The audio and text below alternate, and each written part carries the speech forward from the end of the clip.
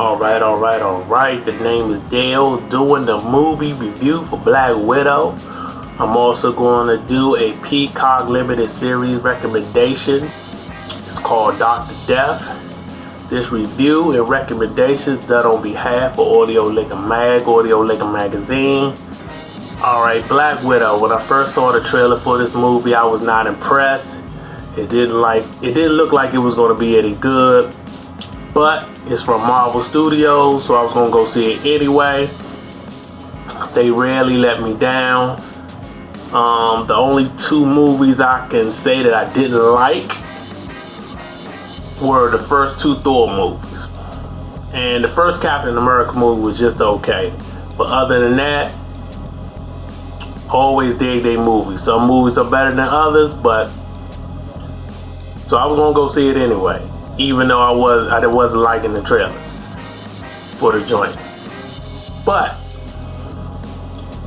for those who are not aware what this movie is about, it basically starts off as an origin story for Black Widow, and then it moves into her reuniting with her family from Russia, and then they get together to try to free these, you could say, mind-controlled female assassins. Is a whole bunch of them, and they're out to set them free.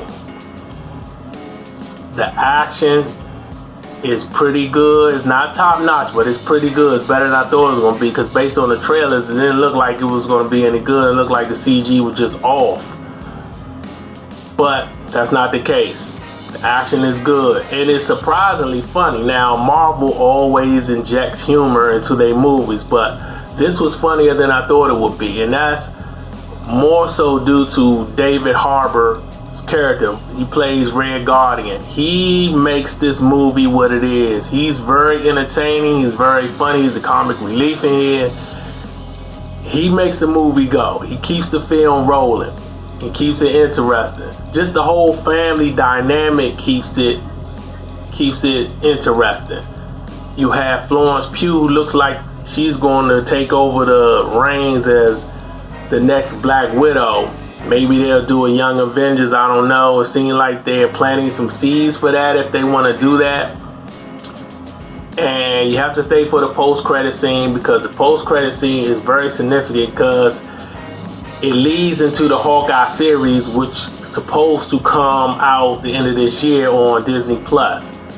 So you have a character from this movie who's going to play a very big role in that series, from what I can tell from the post-credit scene.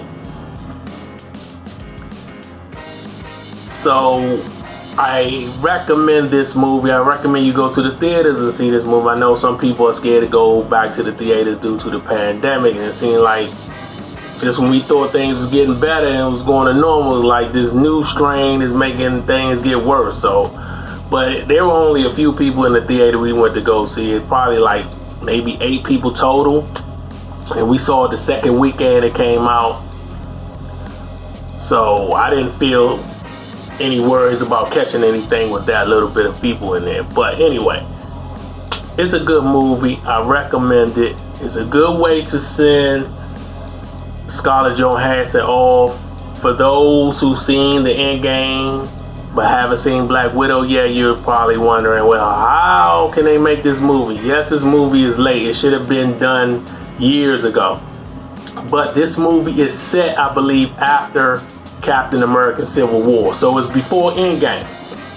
So if you wonder how can they make this movie after what you've seen in Endgame, this is how, because it's actually supposed to be before Endgame. So it's a good way to send her character off. She's done a great job playing Black Widow all these years. And I'm a fan of this podcast called The John Campea Show. And someone sent in a question saying, is Marvel Studios putting out too much material this year? And is or will the quality start dipping drastically because they're putting out so many projects, far like series and movies go? Well, I would say one of the reasons why they had so much material this year, because last year they wasn't able to because of the pandemic. Black Widow was actually supposed to come out in 2020. So was Shang-Chi, I believe, and Eternals. I think all three, which are coming out this year, was supposed to come out last year, and maybe one of the Disney Plus Marvel series is supposed to drop last year as well. I think the quality has been top notch from the series to the movies. Even the two series I'm not high on. Like WandaVision, I wasn't high on, and Loki, I wasn't high on. They had their moments; they were watchable. I watched each both series from beginning to the end, but they wasn't great. I thought Falcon and the Winter Soldiers was repeat value, but not so much with WandaVision and Loki. But they had their moments, but it wasn't due to lack of quality. They were well thought out. They were different. I had no problem with it. It was they really were game changers in the sense of how the stories were structured. So I'm never going to be like, at least from this point, saying Marvel putting out too much material. They can put out even more. I'm looking forward to Hawkeye and Miss Marvel at the end of this year. I'm looking forward to Shang-Chi, even though the trailers don't look that good. I'm looking forward to Eternals. So in Marvel, I trust, basically. I give Black Widow a B+. Highly recommend it. Now, I'm going to move on to this Peacock limited series called Dr. Death. If you have Peacock, I recommend this series. It's based on a true story. It's about this doctor. I believe his name is Christian Dunch, I believe that's his last name, played by Joshua Jackson, who does a great job playing the lead role. He does a good job acting as the lead, as Dr. Death. And you have these two other doctors, one played by Alec Baldwin and Christian Slater, who are trying to stop him. And without giving away the story or giving out any spoilers, basically this doctor has like over 30 botched surgeries, stuff that's supposed to be routine neck and spinal surgeries. He botches. A few people die as a result of his botched surgeries. Many people are maimed. They come out worse than when they came in for the surgery. People get paralyzed for life. It's just all messed up. This is very interesting in a very disturbing way, because you can see how it's all about money. Everything, it seems like everything, or almost everything that's messed up with the world always leads to people putting money before people's lives, or money before people's welfare. And you can see how he gets let go from a hospital or a particular medical institution for messing up a surgery, and then he just moves on to another place and somehow, some way gets a good referral from the last place he left, even though he messed up there. So it's crazy. I recommend you check it out if you have Peacock.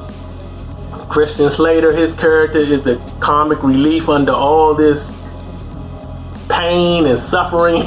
He makes the series funny because he said some wild stuff out the mouth. I wonder was the character he's actually playing, I wonder was he really like that. I'm guessing he was, but he's funny. His character is funny. And Alec Baldwin, he plays a character I'm not used to seeing him play. He's more like the moral compass. He's like the straight, serious, normal, stand-up guy in this movie. I'm not used to seeing him play the stand-up moral compass guy in a series or a movie. He usually has some quirk or something wild or crazy about him in some way in most of his characters. So I thought that was refreshing. But check it out. It's good. It's interesting. I give it a B+. I'm done. I'm finished. And there you have it.